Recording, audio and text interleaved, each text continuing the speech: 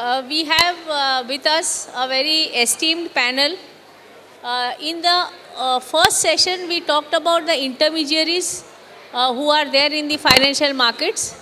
And now in the next session, we are going to talk about other financial institutions which are part of the finance industry. We have with us Mr. Sandeep Ghosh, who is the head of NISM. And you have heard many times in the course of today's program that you need to be certified. So what certifications are necessary? The entire certifications are done by NISM, and Mr. Ghosh heads NISM. And other day I was talking to SEBI chairman, and he told me very clearly that NISM is the institution which has been appointed to train skilled professionals for the entire financial market and especially the capital markets. So we have with us a very, very relevant person for this program, and that is Mr. Ghosh, who is going to talk about the various, careers and the certifications. As well as I have also asked him to talk about what does it take to take up a job with the regulator. So it is important that if you want to work with the regulator, what are the skill sets which are necessary. We have with us Ms. Revati Kasture, who is the Chief General Manager with CARE Ratings. You know, rating agencies are again a very, very important institution so far as the financial market goes. Revati is the Chief General Manager and Head of CARE Research, the Research and Information Division of CARE Ratings, and the second largest credit rating in India. She has a total experience of 14 years, in which almost 10 years she has spent with the rating agency. Then we have with us Ms. Rekha Shah. We have a friendship through many decades. Rekha has done her MBA with Jamnalal Bajaj Institute of Management Studies, and she has been, one of the pioneers in surveillance and risk management. She's the founder of Analyze and Control, which is a company which is very actively involved in providing surveillance and risk management solutions to various brokers and other outfits in the capital market.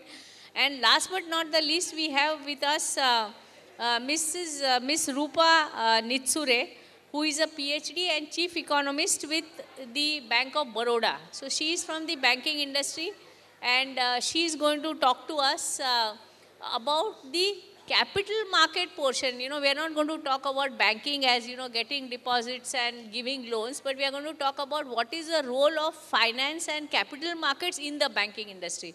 So this is our, esteemed panel that we have. And we would like to start, Professor Sir Ghosh. We will call you Professor Ghosh because now that is the role that you have taken on. Please take us through how, it is important to have the requisite skills which are necessary first, because you are the skill imparting agency for the entire finance industry. So please talk to us about how important it is to get the requisite skills to be successful in this industry.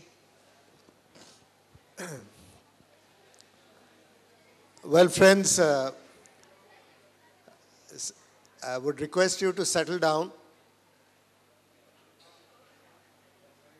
Something which was discussed in the previous panel, that jobs are very easy to get, but how to retain them and rise in those jobs is the difficult part. So what I would try to tell you is what are the critical skills one requires for the 21st century.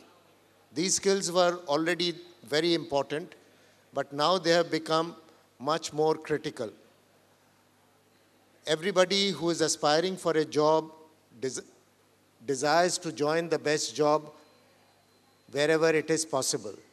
However, one thing he misses out is what are the skill sets he or she possesses. And hence, there is always a gap between desire and deserve.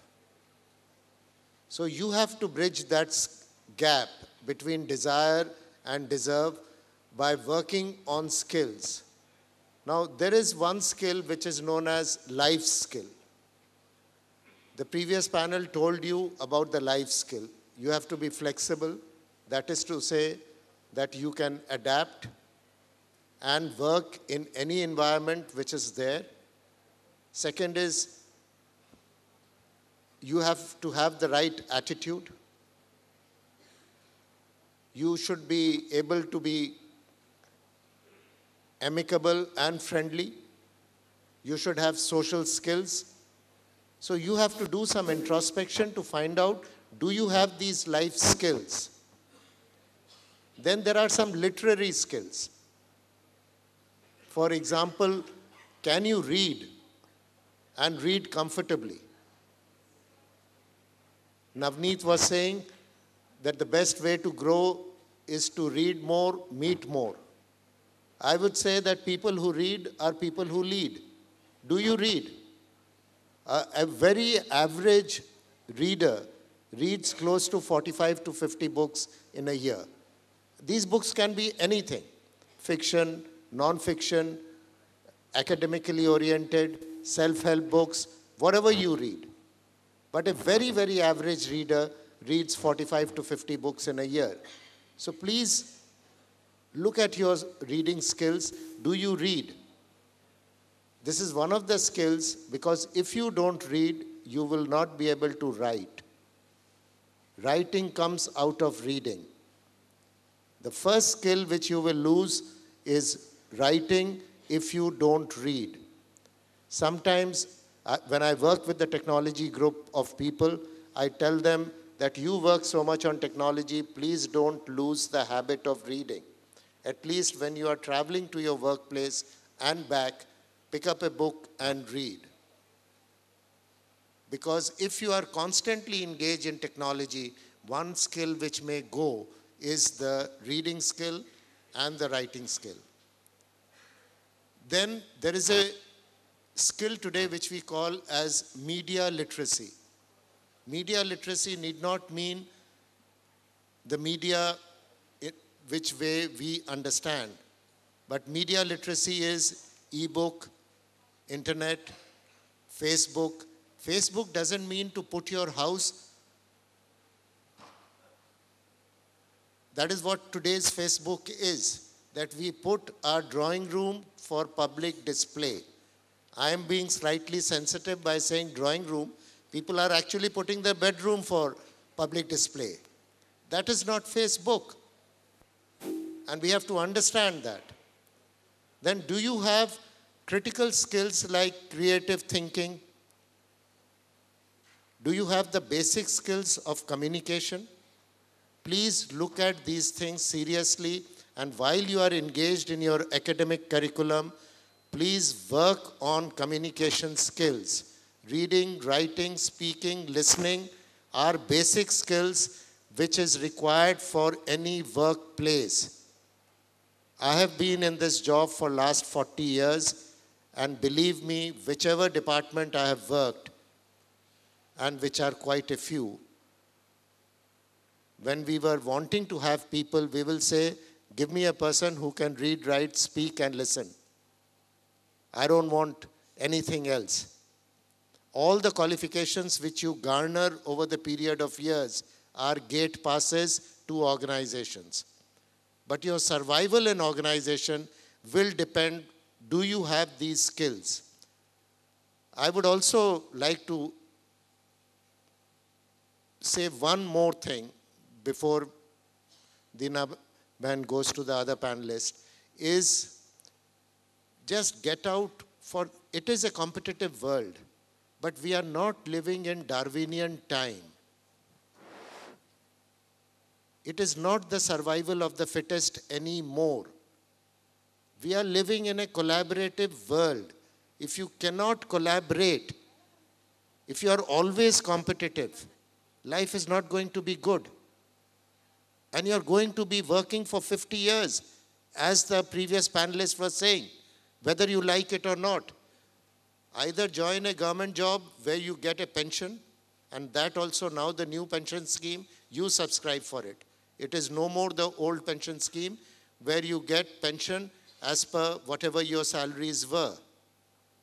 Now you subscribe for a pension scheme. If you don't subscribe for your pension scheme, just to maintain your livelihood, you will have to work till the time you are alive. So if that is the race which you have to get into, and which is 50 years of strong working, careers is not a 100 meters dash. It is a steeple chase. Sometimes you will be on 45-degree inclination, and sometimes you will be going down the hill with a speed which will be difficult to control. And you have to take this in stride, that if you have a good winter, you are also going to have a good summer and a good monsoon. It's not going to be pleasant throughout the year. It is going to be difficult. And these facts, you have to decide. I would just say that if you enjoyed Three Idiots, then look at the last dialogue which was playing on when this intelligent man was running after Aamir Khan. And the dialogue behind was saying that apne ko itna buland banao ki kamyabi khud piche bhagegi. And that is what you need to do today. कि अपने को बुलंद बनाओ.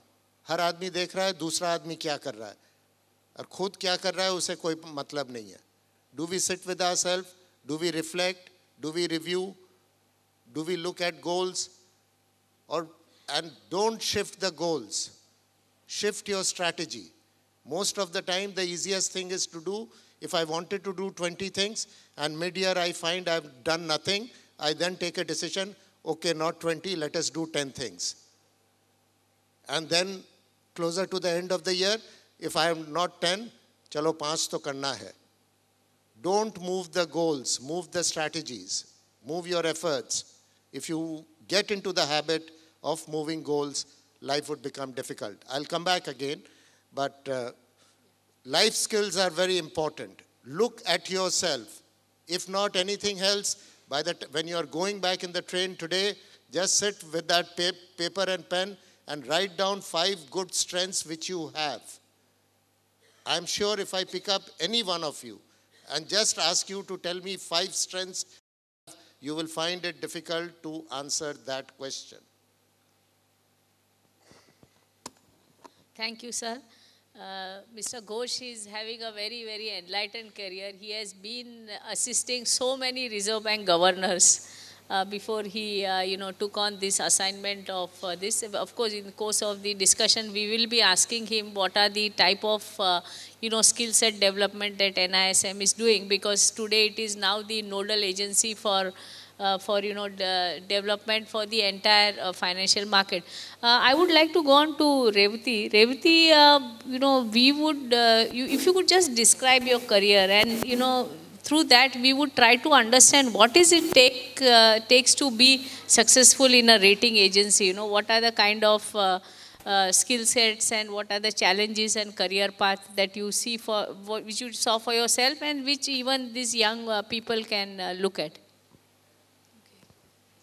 So, at the cost of being pompous, I would actually start by saying that there is nothing that you have to say no to when you kind of join an organization, because every opportunity, every challenge which is thrown up to you is an opportunity to learn. So when I joined an organization, I actually started my career with Care Ratings and then traveled a few organizations before I've landed again with Care Ratings. But, the first job which was given to me is that we were developing an in-house model. And they told me, you try and debug this model. It was a software program which TCS was writing for us. So you debug this program. I said, I'm a merit holder, chartered accountant. If I would have said that, how can they tell me to debug a TCS model which is getting developed? I didn't say that, thankfully. And that's the reason I learned for the first time what goes into building of a rating model. I would have otherwise never done that. And it helped me now 10 years ago, when we at CARE set up our own internal rating model and developed it completely indigenous within the company, and that project was done by me. The only reason that I could do it is that some long years back, I had some amount of information on how exactly would you work with when you are developing a model. So, you generally should not say no to any kind of work which is given to you. I find that as an attitudinal issue with many of the youngsters who join and who are put on projects which are not rating related. Okay, I'm not doing, but ma'am, I'm not doing a case for 6 months. I mean, you're putting me on a project which I would lose out on knowing so many companies. I don't think you have a career of 6 months. You probably have a career of 20 years or 40 years, as Professor Ghosh is saying. So don't measure your career by the 6 months time that you spend in doing a non-core activity. It will definitely help you and better your core skills in doing your job. So that's probably one attitudinal kind of thing which I want to communicate to all of you over here. The second thing is that always, being a lady, I would say always prioritize your job. There's nothing like, if I don't take this promotion right now, I'm going to lose out on so many different things. It's not that. There's always a time and place for everything, and it will definitely come back to you. So don't ever think that, now or never. There's always an opportunity which goes in the future, and everything happens for the best. So think about that, and when you join an organization, think that you want to learn and you want to be with the organization for a long time to come. Think of a career in that organization rather than, what's in it for me. Rather than always saying what's in it for me, always try to reflect on it. What do I give to the organization so that the organization gives me? That, I think, is very important. Thank you, Revati. I think, of course, besides the life learning of never saying no, I think one very important point that comes out is understanding technology. And as we have said, see, all jobs are essentially increasingly going to be technology driven, and the application of mind is going to, be on analyzing various data, on analyzing various things and using technology. Like if you look at trading, today, trading, what we used to trade in this ring by doing sign language, today trading is completely automated. There is no, no physical intervention which is there. The customer calls, you just look at the screen, what is the rate, and you just punch the order. That's all, which dealing has today resorted to. So when, if you look at risk management, in risk also, there are so many softwares which are available. You need to understand those software. What is the alert which the software is generating, and how to interpret that alert. Like for example, it gives an alert, say that my customer has traded in 5% of the market. Means the total volume which was there of the market, my customer has traded 5%, which is substantial. So then interpreting those signals, I think that is what things are leading to. So for which you need a very strong, understanding of softwares, application, how it works, what is the kind of output. So I would now ask Rekha, to just take us through of, how technology has evolved so far as risk management and surveillance systems are concerned, and what is the role which these students would play in such a technology heavy kind of environment. Thank you, Dinaben. I'm sorry.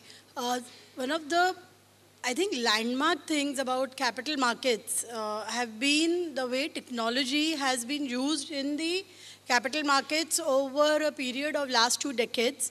As she said, from a sign language and from the time where client used to come and, the broker used to maybe sit and maybe evaluate if the client is good enough, or the broker just knows the client, so he enrolls him as a client and starts the business. From that time to today, where there is a complex client account opening form, to a centralized risk management, where 20 years back a default was something may not be uncommon. But the way regulators have introduced technology, the way the exchanges have adopted technology today, having a default for a broker is something unheard of. And this was only possible with the way the technology was adopted and with the way risk was integrated into the technology. It was not just about trading. It was just not about automation of trading, but it was all about the credit and default risk, the way it was embedded into the entire trading system. So that was a landmark thing which happened and which has ensured that today we have a robust capital market which is internationally being looked on. And that is how you see that a lot of institutional investors all across the world, and it was not just national level, but international level investors have flocked into our market. And India has seen a great rise in the growth of capital market to the extent where at one time, capital market was a household business. Okay, today it is being looked at by professionals very keenly, because it has all the ingredients of, not only a good job, but a glamorous job also.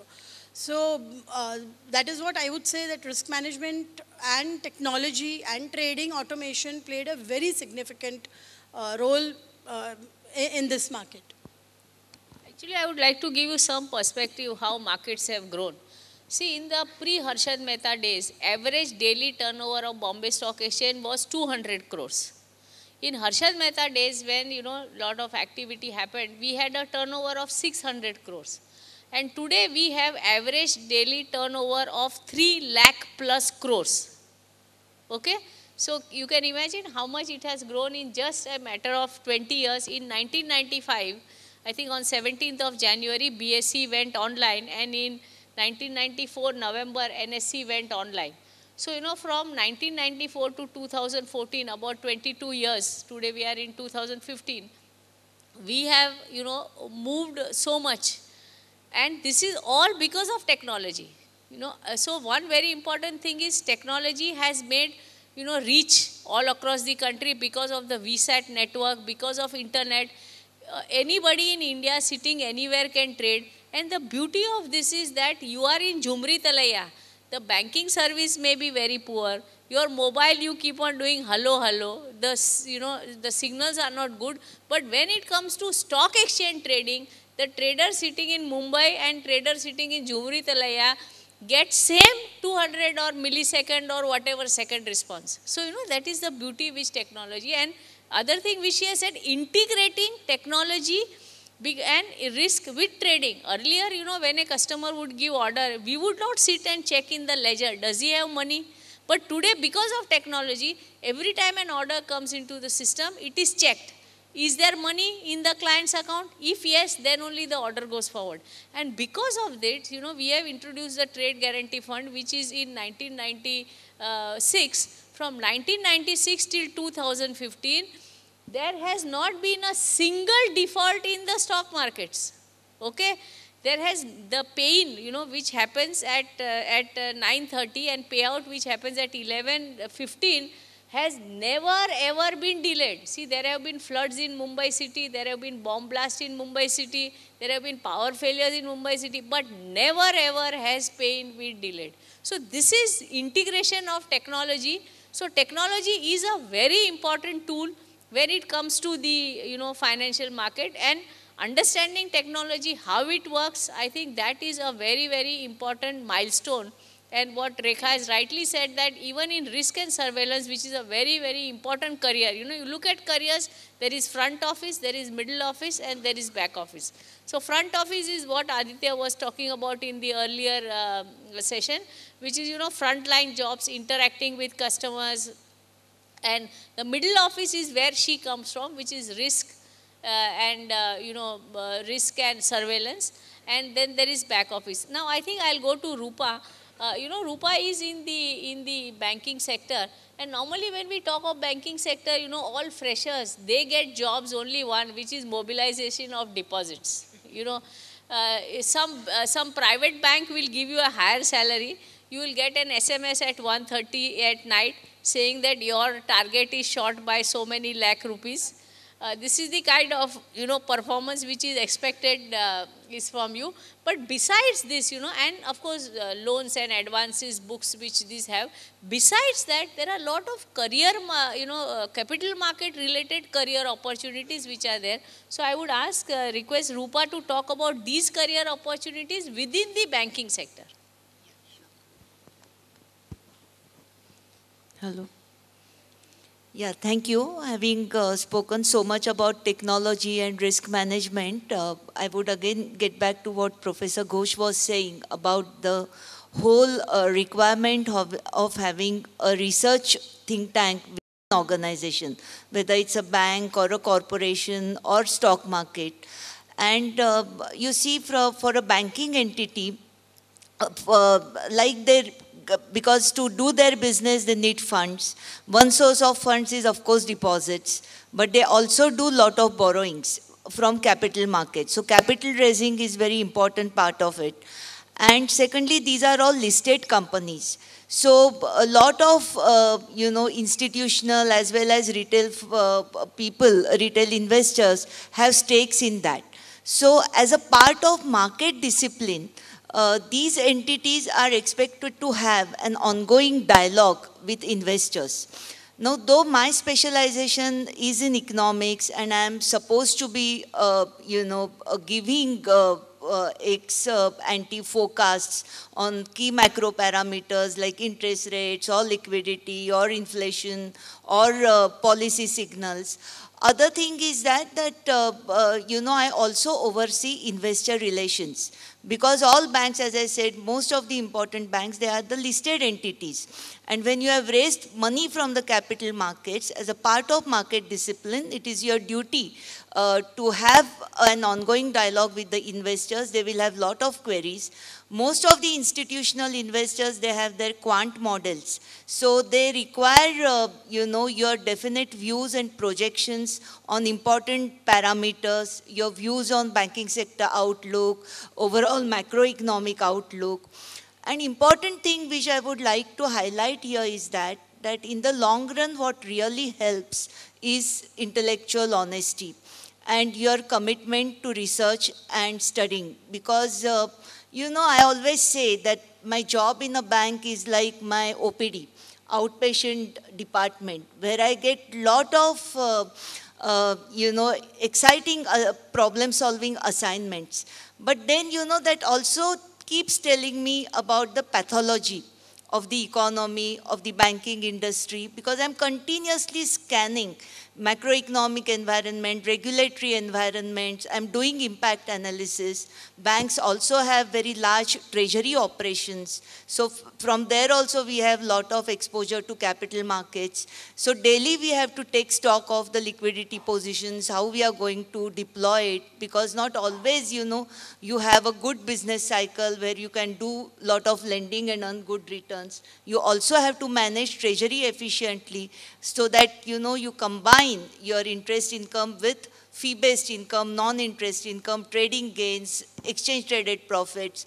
So, but I would say one thing, that capital market interaction has brought in a lot of discipline in the banking industry. I say more than any university, my real university where I've learned is my interaction with investors, because their surveillance, their scrutiny is online and ongoing. It's not like regulatory scrutiny which may happen once in a quarter or once in a year. So even when a particular firm or a bank is posting its results, and if there is anything, where investors feel that this is not correct or this is an error, immediately you'll start getting calls, immediately you'll start getting emails. Regulators may realize that after a while when they come for inspection.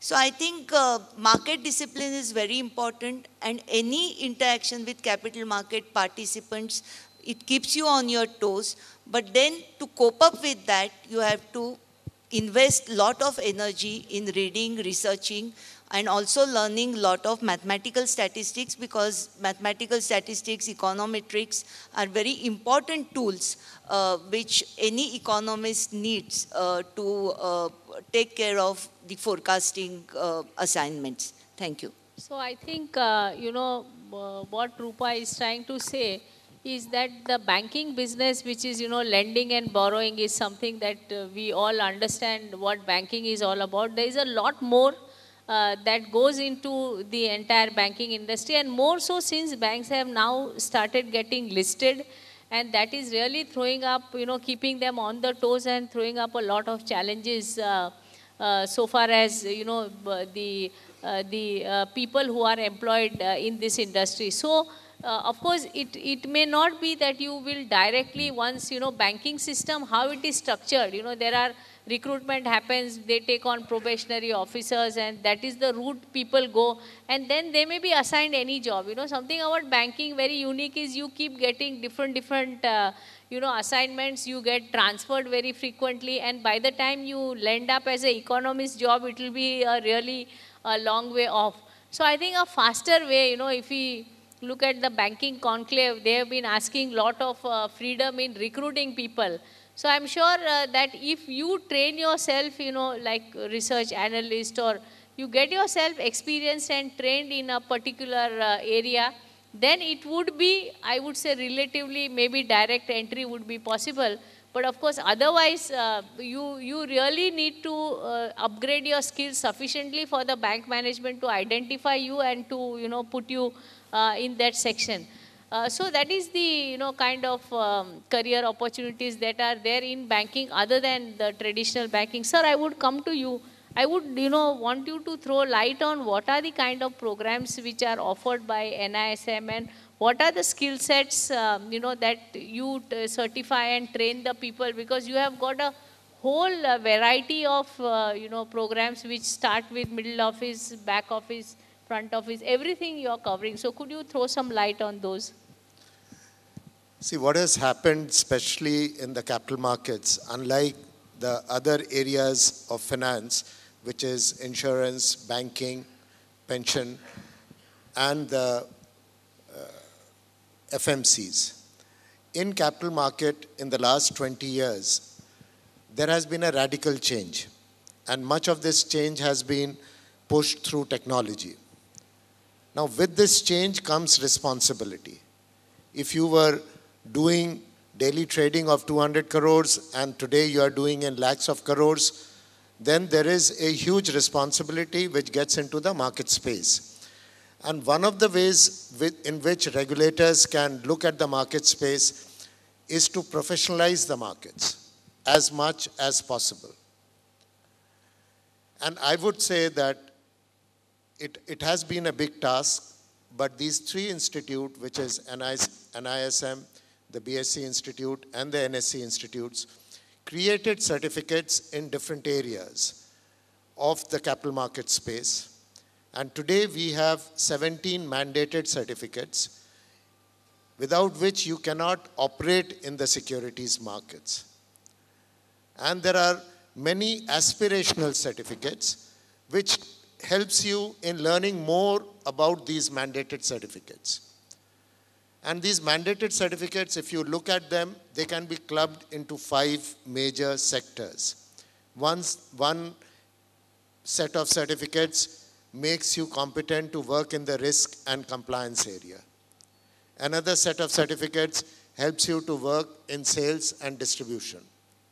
Another set of certificates help you to work in the whole mutual fund industry.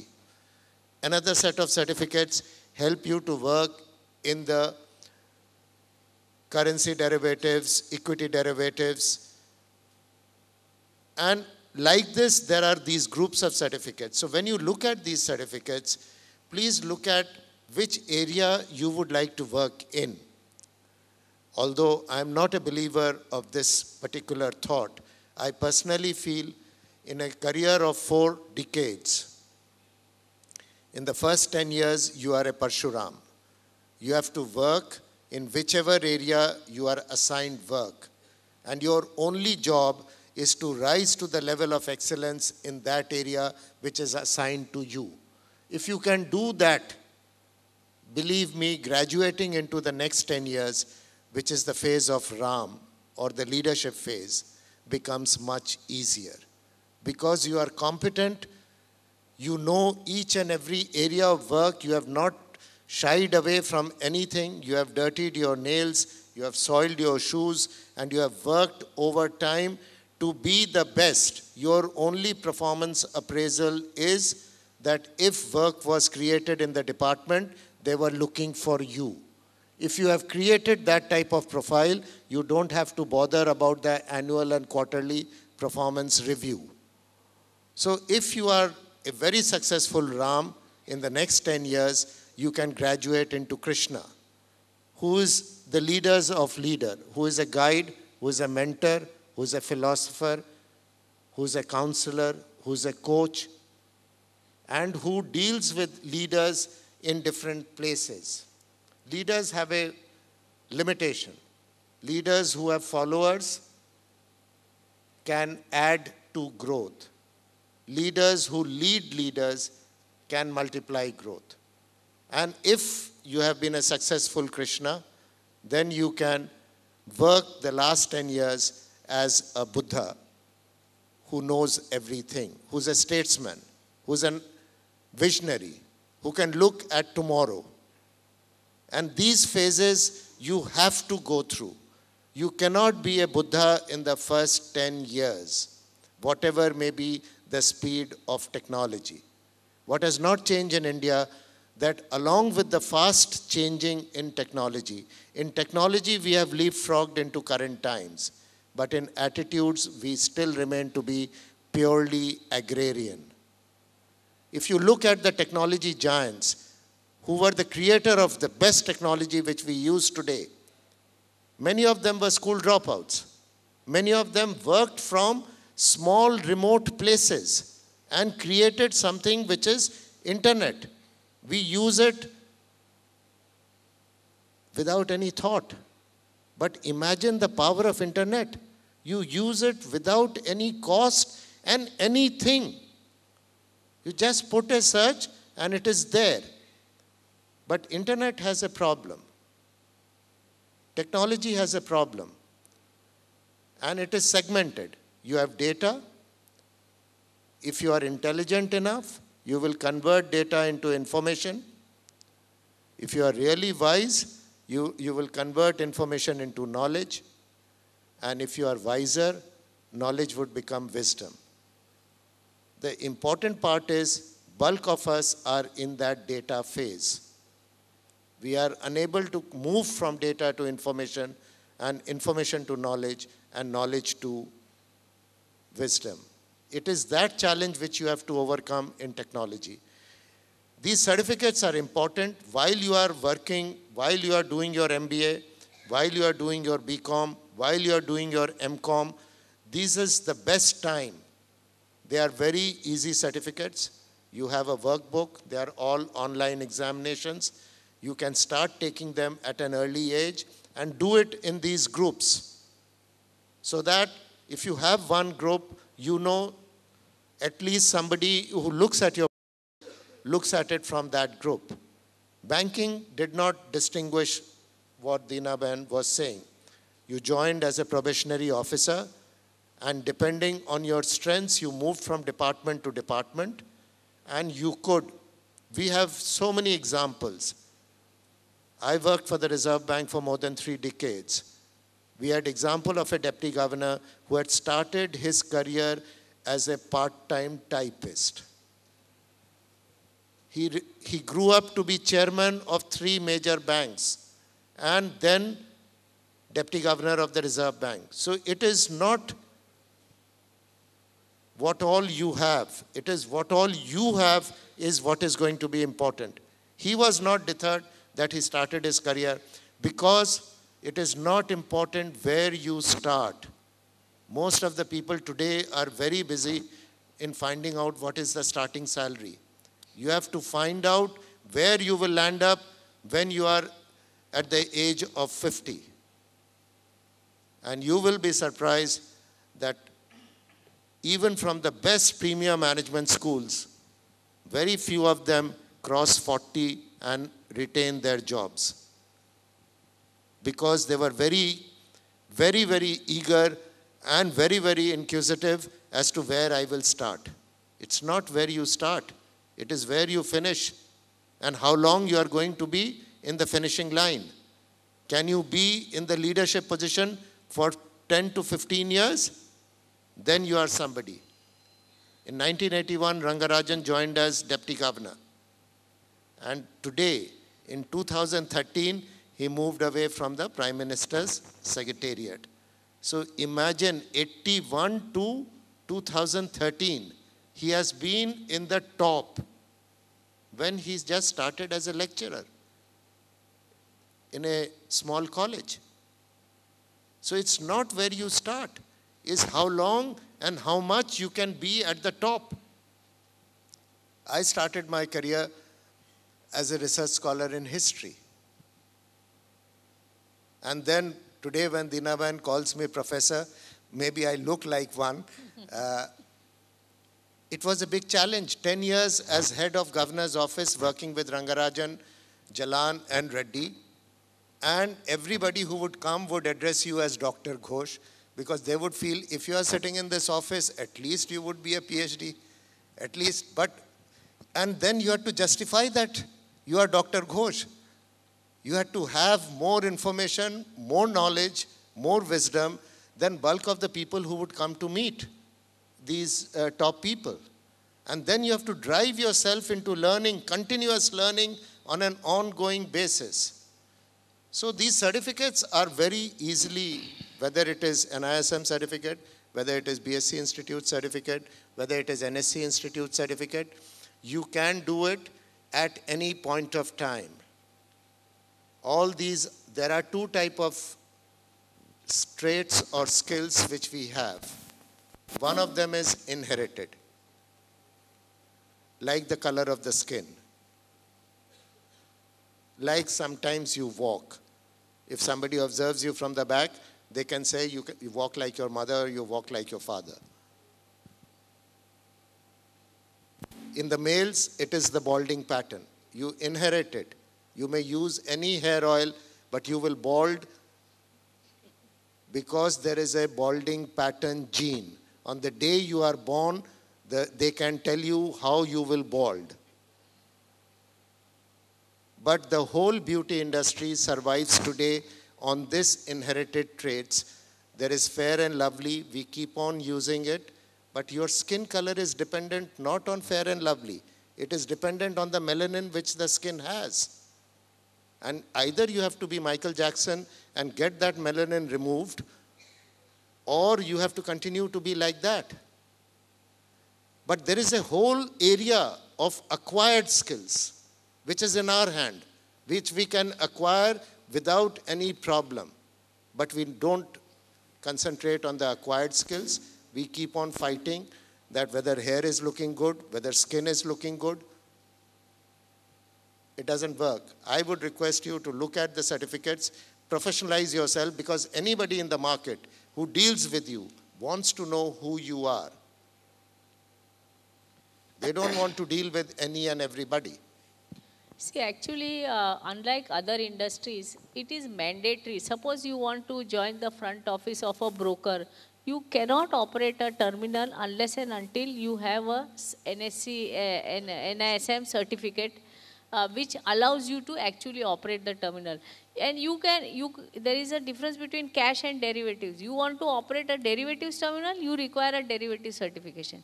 If you want to operate a currency terminal, you require that certification. You want to work in the back office, then you require the back office operations certification. So Rekha, I would come to you that, see these colleges, they are not at all taught anything about security laws or, anything to do with compliance. Essentially, what they are taught is, accounting, organization of commerce and economics. But laws, when it comes to laws, maximum law that students are taught is Income Tax Act, Income Tax, and to some extent some indirect taxes. So do you think that this whole deficiency which is there in the education system of not teaching laws relating to security market is somewhat fulfilled by doing these certification courses? Would you really understand about law if you were to do these certification courses? Yeah, I think these certification courses are really they're a good supplement. They really help to understand at least basic aspects of what is expected when they come to do that skill. So it is not that the person, like for example, someone joining without an NISM certification to a back office would have no idea that how a trade is settled or when does a trade happen, when is a delivery given. They will have no idea. But if they have done that certification, then at least that basic level of understanding is available. But of course, what you learn on the job is something which only that experience will provide you. But what the employers look at is at least basically you understand something, you're able to pick that up, you're able to deliver it. I mean, that is what they expect, and from there on you build onto the actual job profiles. But I think what would really help is the courses which are there on the management institutes. They should have some internships onto, these kind of roles. That would really help them, not only in terms of getting an exposure, but also in terms of deciding what career option they want. Because today, if a person wants a career option of a risk management or of a compliance, I think what they understand is only, okay, if it's compliance, it is laws. Okay, what they understand is if it is risk management, then okay, it is somewhere, some risk is there. And they have to manage that risk. But what is it risk? What they have to manage? What is compliance risk? They are quite at loss till they actually get into the groove of their job. But yes, the certifications definitely give you a basic level of understanding. I think, certifications are important for anything that you do, because if you are a fund manager with a mutual fund, then you need to know about what are the insider trading laws, what is the front running, what is a fraudulent and unfair trade practice, and every professional is required to sign a code, which is like now we have the research analyst code. So every analyst, every person employed has to sign some code or the other. So, knowledge of law, like I told you, technology was very, very important. That way, knowledge of securities law is also very important, because for everything that you do, there is some law or the other. So, Revati, I would like to know from you that, for credit rating agency, if somebody were to, like we said, if you are in a broking, mutual fund and other outfits, you need to understand what is the compliance angle which is there. So how do you prepare for a rating related rating agency job, and what is the kind of legal background that irrespective of anything, any work that you do in this industry, you need to know this? See, at present, there are no mandatory certifications that are to be done to join as an analyst at a rating agency. Just like there are mandatory certifications for a research analyst in a broking firm, at present there are none for joining as a rating analyst in a rating agency. But definitely what is required to be done, rating agencies typically look at postgraduate students. So we look at MBAs or CAs or CFAs. So just doing a basic graduation degree will not be enough for being employed. There can be a debate on whether a postgraduate graduation degree actually prepares you for such a job or not. I mean, but at least as a screening point, we look at a post-graduation degree, whether it is an MBA or a CA or a CW or a CFA, whatever, or a professional degree when you want to apply. And what I find, what we look at when we recruit students actually is their general awareness. What you're taught in colleges is that, you kind of are taught financial management, financial analysis, ratio analysis, and all those things are taught. But how do you actually apply those ratios? So when we actually do an interview, we try and understand whether the student has followed what is taught in college and the fundamental understanding of the subject is right, or that itself is a bit flawed. Plus, we also try and understand whether he's clued with the happenings in the markets, the financial markets.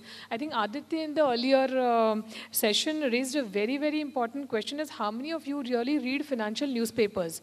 Because to do a rating, firstly, what is rating is a question itself that many students cannot answer. because rating is a very niche area. It's not an area which is very widely done across the capital markets. It's a very niche, specialized, expert area which is assessment of credit risk, which is done either at rating agencies or at banks or at mutual funds, the debt side of the mutual funds, or even as Rekha said earlier, when we're doing a trade, assessing the credit risk part of whether when a broker does a trade, whether his client will be able to pay or not. That's also part of credit risk, which is largely taken care by the regulatory environment in the country. But when we're doing credit risk assessment, it is based on expert judgment. And when you're talking about expert judgment-based analysis, you definitely need to be more aware of what's happening to companies, what's happening to different regulations, whether it is the Companies Act or the Income Tax Act or the foreign exchange guidelines which are coming up. And you also need to be aware of all the economic parameters, because when we do analysis, it's always economy, industry, company. So you definitely need to be aware of the economic happenings, then what's happening in different industries, and then what's happening in the company that I'm actually trying to assess. These kind of skills are required for a person to work as a analyst.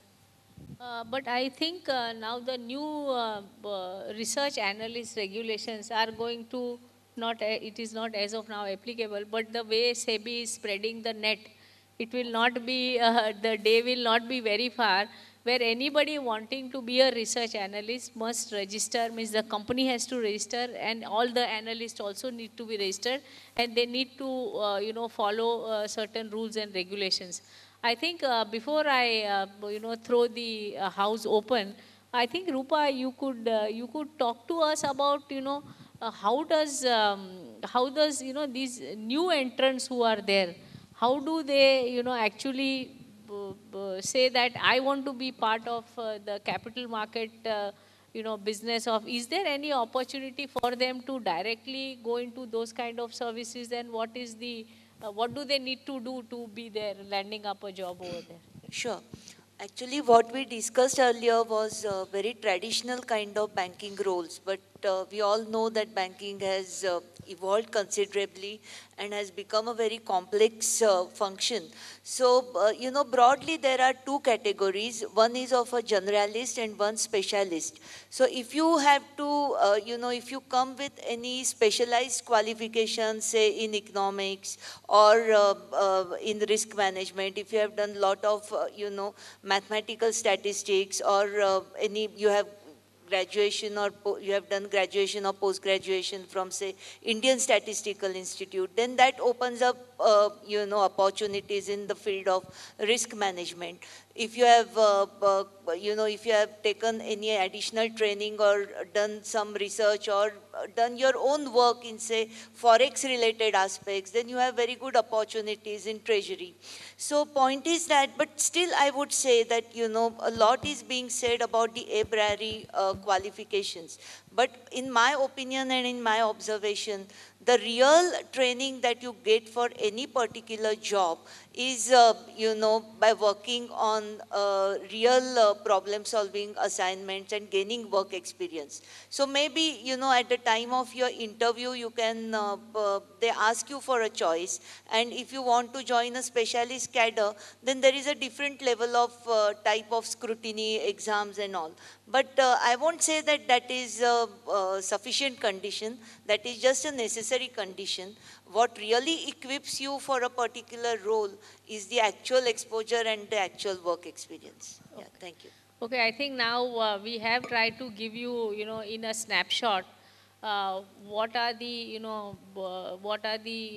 certifications which are necessary, and we have got, a variety of roles over here, being in part of the capital market in banking sector, or being part of the risk surveillance in any industry. In fact, this applies to broking, mutual funds, and every industry, so far as every section, I would say, of the financial market needs to have a very, very strong middle office, which, Rekha talked about, and we had Revati who talked about the credit rating and what are the opportunities. So I think in a snapshot, I think what is very important, which I would say summarize for this thing is, as Professor rightly, said, that it is important to, read, to meet, to assimilate, to understand. And I think reading is something which each and every speaker has spoken about. You need to constantly read. That is going to be very, very important. And, getting a job is very easy. As so much recruitment is happening all over the place. But what is important is how do you stay on to the job and how do you grow? Growing from being a Parshuram to Ram and Krishna and Buddha. I think that is what is in your hands, where a lot of skill development and continuously feeding yourself. Today at least I read 6 newspapers end to end. So, this is the kind of, and my children, they do read, but, like my younger son, he will read, suppose if there is some incident in Palestine, he will read the Israeli newspaper as well as the Palestinian newspaper. So that kind of curiosity, if we have, I think that would really, because this is one place where you may not realize, but information pays. More information you have than the next guy, you can interpret the market better. Maybe you can take advantage of the market better. You can advise your clients better. You can advise your bosses better. So information and knowledge, information converted to knowledge is something. And how do you get knowledge? You need to read and you need to constantly go on absorbing things. So I think, so this is a very knowledge, driven kind of industry. Which I think is the underlying requirement. And another thing is that constant upgradation of knowledge. Just having knowledge, how to run a particular machine and you go on running that machine all your life is not something which is possible. Over here, every role requires constant upgradation of knowledge. So I think this is a very, it can be a very too much thing, too much challenge, or it can be somebody who really likes challenges. Oh, this is where we need to be. Rekha, you want to add something? Yes, exactly. On the point which she said, how information can be converted, data or information can be converted to knowledge is what I want to add there. Even on the risk side, like as we said, when we started with risk as a credit risk. In the sense, the exchanges integrated the entire risk aspect of credit risk, whether the broker or the client can pay or not pay. But if you observe in the last few years, the surveillance risk and the anti-money laundering risk, that has become a priority aspect for the regulators, because surveillance risk now is whether the client, who is, as she said, can trade from Jumri Talaiya, whether the client is manipulating the market in any way so that by manipulation that client may benefit, but there is a huge lot of investors who would end up getting into huge losses. So whether that is happening. So now there is a evolution, there is a maturity on the risk management that has happened. And just to touch on the point of how information is converted into knowledge, is that even to get into what kind of software we can make on surveillance and anti-money laundering, we actually studied more than 500 SEBI orders, which are on the website, of SEBI, website. We studied 500 SEBI orders. That was the information we had. We actually created patterns out of those orders, and that is what we converted into technology. Is just what I want you all to understand, that is how maybe the regulator had done, that is how it inspired us to create that kind of risk management for the industry which we have been catering to throughout our career. I think before just one small information I want to give you. Before the seminar, I was asking a lot of students, what is your expectation from this program? Of course, some people had an expectation that we'll come here and learn how to invest because you are in the stock exchange building. For which I would like to tell you is that IMC has what is called as an investor club. And the members, they meet every month. And you can, what we discuss in the investor club is a particular industry, how it is doing, what are the components of the industry, which are the leading companies, and how to invest in a particular company to buy or not to buy. What are the signals which says stay away from companies, or what are the parameters which, helps you to buy. So I would request you to go to the IMC website, and you will see the thing on Investor Club, and regular updates are given. You can register and you can come and attend, the meeting as the date is given over there. And of course, there is a small charge, but I would invite all of you to just come and experience, in January month, we will have, in the second week of January, there will be a session. It is about 2 hours from 5 to 7 at Indian Merchants Chamber at Churchgate. So I invite all of you all, whoever is interested in doing investment in shares, to come and attend these sessions, because we teach you how to select companies and how to make the investments. So can we have the mics, please? We will, start with, please raise your hands. Please go ahead. Good evening, ma'am. Actually, we had an agenda over the certifications throughout the talk. So to Revati, ma'am, when you were telling that you look over for the screenings, you look for certain degrees like MBA or CFAs. So when you pursue for CFA, as we know there are 3 levels, suppose we clear CFA level 1 only, and correct me if I am wrong, that we cannot write in front if we haven't cleared all 3 levels. So clearing just 1 level, how would it add value to pursue any job application? So, at least at rating agencies, we look at candidates who've cleared all 3 levels. We don't look at candidates who've cleared first level and then, they're eligible for a job. We don't do that. I don't know whether it answers your question. Yeah. What madam is saying, you need to clear all 3 levels. But I would look at this is that if 2 candidates are same, and one is a non-CFA at all, and one is 1 level, of course the 1 level guy will have some advantage, but obviously it is the end degree which would matter so far as rating agencies go. Yeah, please. Maybe this is the case with rating agencies, but in many investment firms, especially if you want to join as a research analyst or a sales side guy, then they offer opportunities. I mean, they take, young people who have cleared 1 level or 2 levels. They even, if you really prove your credentials there and they find you a good worker, then they even pay for your education. But, doing education and working simultaneously is possible with investment firms, especially in the field of, research analysis. Yeah. Let me also briefly clarify.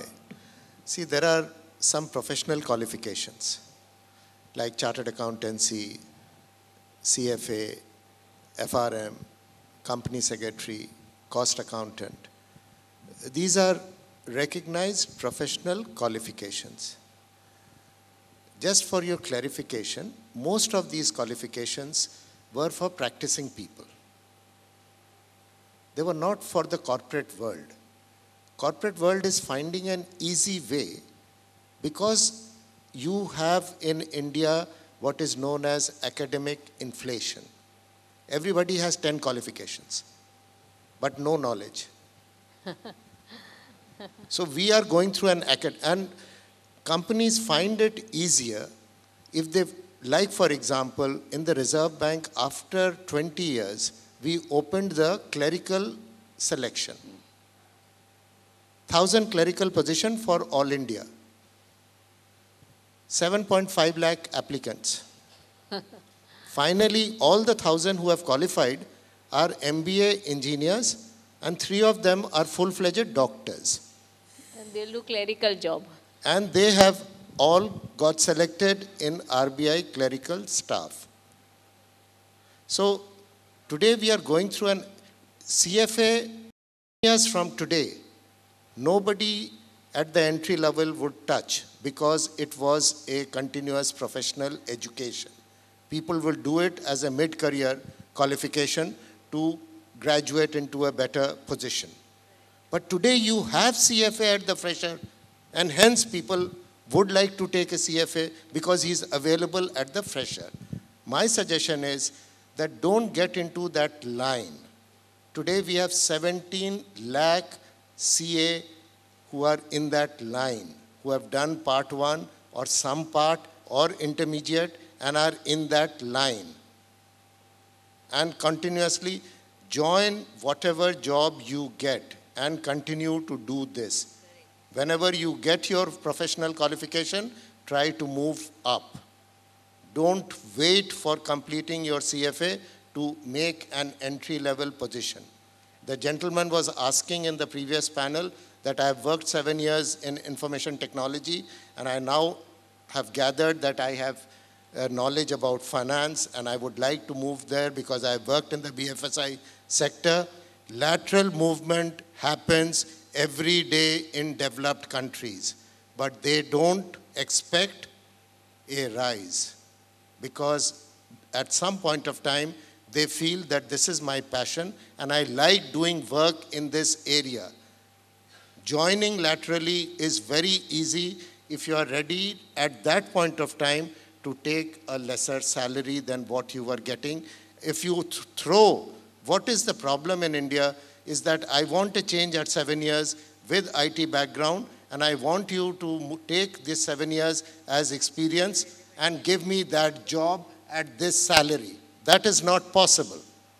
If you are laterally wanting to move and you want to move because of your passion, you will get the job without any problem. But you will not get the salary which you worked for as 7 years experience. You will, in the next jump, you may possibly make up all the loss which you have taken in that entry point. But we are people in emerging economy. Everybody wants money today, if possible, now. And that is the challenge. If you behave with the mindset of a developed economy, that I can take this hit today because tomorrow I'm going to be much better and I'm going to be happier in the job which I'm doing, life would become easier. In fact, this CFA course, if you look at the average age, there is something on the CFA website. What is the average age of people who do the CFA? It is 28 and 29. I don't know why people in India who are in 12th standard, who are, doing graduation, they want to do CFA. See, because CFA course is essentially, it is a very application-based course. You have got a particular business rule which you apply to something, and without experience, like what Aditya talked about, MBA also. After BCom, BE, BA, whatever, everybody goes and does MBA. According to me, and in US, if you see, unless and until you have 3 years experience, you can't even get admission in MBA. You require minimum experience. Now, in fact, they've raised it to 4. 4 years. Okay, whereas in India, like he said, inflation on degrees, number of degrees that you have. So that is the, kind of, everybody thinks that, and parents also are very enthusiastic. Parents think, okay, abhi ye ho gaya, my father will think, okay, I am working. So long as I am working, you take whatever degrees you want. You settle down 2 years later. But actually, whatever you learn, I mean, my husband, he did his MBA degree at the age of 50. And today he feels, that how much new things he has learned which he can apply to our company is phenomenal. Whereas same thing you would have learned when you just passed out of graduation. I mean, you just can't apply those things. So for everything there is a time. Like CFA, everybody thinks we should do CFA. My nephew, he's just in 12th class. He failed in the CA intermediate. So now he's gone on to CFA. He said, I'll do CFA. So this CFA fad which is there, like MBA fad we have, CFA fad we have. Please go to CFA website. Average age is 28, 29. It is a continuing education course and it is not an entry-level course. Okay? So please keep that in mind. In fact, even I was surprised when you asked me this question because typically when people join us, that's when they enroll for their CFA and we also pay for that. As a rating agency, we sponsor their CFA course. Most of the organizations, if you do CFA while you are in that organization, they pay for the CFA. Yeah, because it's a costly course. Yeah, so typically people join and after they have kind of worked for 2 to 3 years, that's when they think that they need to skill upgrade and that's when they do the CFA course and the organization pays for it. Okay, next question. Yeah, please. Good evening. Like we are talking about certification and there are so many institutes in the market who are offering so many certification. So like my question is like how we can filter out like what exactly industry is looking out for, which type of certification, which type of course we can See, do? what NISM is offering are mandatory certificates. So if you have gone and done some traders course in some institute, if unless and until you have NISM certification, you can't sit on that terminal. See, So, initially we clarified that there are two types of certificates. One is mandated certificates, which without which you cannot operate in the market. So and the other is aspirational certificates. Aspirational certificates means they add to your knowledge, but they will not be entry level into any organization. If you are looking at working in the capital markets or the securities markets in a particular sphere, please look for the mandated certificate, complete that certificate, and after that do whatever certificates you want for your knowledge purposes. like BSc Institute is having a 6-month course on investor certification, means how to invest. So they have a 6-month course. So you can do that course and actually learn, which is an aspirational kind of a certificate. And but we should encourage yeah. aspirational certificates because they provide you continuous learning. They provide you new things. At the benchmark level, we don't make it very difficult because we want you to enter the market with sufficient knowledge of entering the market. After you have entered the market, it is any other certificate which you would like to do, you should do. One question which should come to your mind is whether there is only one, and that is why it is important that if you are looking at market, please look at SEBI website. If you are looking at banking, please look at RBI website. If you are looking at insurance, please look at IRDA website. They give you which certificates are mandated, which is the institute which mandates this certificate, and it becomes easier for you to think. But generically, we divide the certificates into mandated certificate and aspirational certificates. Aspirational certificates are very good to do, but only for aspiration, not for entry into the market. okay, one last question now. Yes. No, you asked in last this. So anybody else? If no one is there, I'll let him ask. Okay, please go ahead. One example for the exchange. National Spot Exchange is now collapsed. So people who start career with that exchange, they trained with some commodity syllabus. Now they are nowhere where to start, and institutes are asking that this is a different company, sinking ship, so we will not recruit you. This is the one example of this, because entire exchange is collapsed. This is a special thing. It is only happening in India, but there is no care ratings, there is no gradings of institutions. So whether to go, some exchanges also, that is regional exchanges, Ahmedabad exchange or also, they are also closing. So only 2 exchanges are there, and so now international, that is Singapore exchange is coming up, so people are going, traveling there. So these existence is also is in questions. So these are the things available right now. It is happening in India. So for career prospects, what to choose, how to choose that question. And second thing is that, well, regarding the banking industry, some bank, that is Rupee Cooperative Bank, it is just for example, this is a collapsed. Now the people who are working there, they are nowhere because they try to find job. They say that you are in a sinking ship. Okay. So Okay, we got your Let me question. give you- How to The thing select? We will talk about. Let sir, me give you can, the answer. How to First, select? please remove this doubt that this is happening in India, because you don't know what is happening in the globe. Every year, let me make it very clear, every year minimum 60 to 70 banks fail in the most developed country of the world, that is the United States of America. Every year. Because banking is a risky business. In India is the only country where failures of bank are limited to 0. The regulators don't have any tolerance for failure, like you don't have any tolerance for your kid failing in one class. After all, what is failure in one class?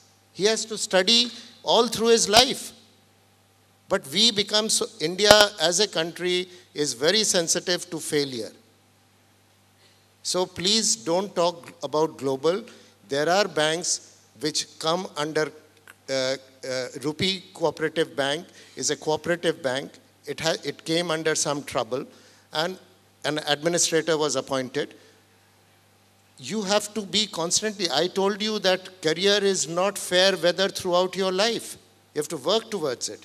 Some people will come and talk to you about different products. After all, today also when we invest, people are advertising 101 products. But we have to take a conscious decision. I am only requesting you that you should be obliged that IMC and BSc have decided to have a career guidance seminar. I see today a huge number of people here, but around 25% or 30% have left. Believe me, if you join a job, today's job, you will get into the job at 8 o'clock and may reach home back at 11 or 12 o'clock. If at this age, you cannot sit through a seminar which has just been created for your learning module, it is going to be a difficult task running into jobs. So you have to be very sure what choices you make. 21st century is for people who will make choices. In fact, today we are living in paradox of choice. We are in a mall economy. You no more go to Mafatlal and Binny to buy your shirt. You go to a mall and you look at designer stores, try out 20 shirts and then decide not to buy even one. You are in that culture. When I went to the US for the first time in '92 and requested for buying a bread, the counter, I said, can I have a loaf of bread? So she was very polite. She said, do you want brown bread or white bread? In India, in '92, we had not heard of brown bread. So I thought, why buy brown? If you are paying money, you should buy white. So I thought problem was solved, and I said, I'd like to have a loaf of white bread. Then she looked at me and said, wheat bread or barley bread? And then I found that the question, I'm getting into a chakra view. It is only the process of buying a loaf of bread. So after 5 minutes of patient discussion and seeing the line at the back of me, I went to the counter, looked at a fair-looking bread and bought it. This is a true story, but we are living in a period of choice. Procter & Gamble last year did a survey. There are 443 varieties of shampoo in the market. And the survey was proving that ladies don't buy shampoo, they are sold a shampoo. Every time they look at a shampoo which talks about making the hair as shiny as possible, as fluffy as possible, they go with that mandate to buy that shampoo. The counter fellow takes out that shampoo, puts it on the counter, is ready to write the memo, and then politely says, Madam, एक और shampoo आया है. उसका report बहुत अच्छा है, उसमें ये additional है. अच्छा दिखाओ. And finally, you had decided to buy the one which he had taken out, but you buy the one which he has suggested because he has talked to you about different products. So you are in a point of choice. The worst point of choice is that if you suffer a stomach ache which is moving around your chest, you will land up in the hospital and the doctor will take you to the ICU and come back to your family members to ask you whether they should do ballooning, angioplasty, or a bypass. You don't know any of these. He is the specialist. Your family members have to tell him what you want to get done. You are already in a state of trauma. You said, ठीक है, अगर ballooning कराएंगे तो क्या होगा? He will say, 6-7 महीने तक ठीक रहेंगे. Angioplasty, 1-1.5 साल ठीक रहेंगे. Bypass, 15 साल. Is he giving you a choice? He is not. He is forcing you to the bypass area. But that is the paradox of choice which we have consciously got into today. And we have to take a decision, what we want to do with it. After all, today if you go to a market and say, हमको एक phone चाहिए जिसमें हम बात कर सकते हैं, nobody is bothered. Because people are buying phone for music, people are buying phone for treating it as an office. So you are living in a period of choice. Whatever choice you make every day, you have made a choice to come to this seminar, and I am hoping that it has added value to your knowledge. And from tomorrow, you will like to take better choices. Whatever choice you make, you will go in that direction. Okay. Thank you so much, sir. So after when deciding on a career, think of the company that you are choosing. We would like to give small mementos to all our speakers. And all of you, thank you very much. We have lot of programs for students. Please keep looking at IMC website, BSc Training Institute, and you will keep hearing about the different programs that we have. I request all of you to please give your feedback forms at the registration counter. Thank you.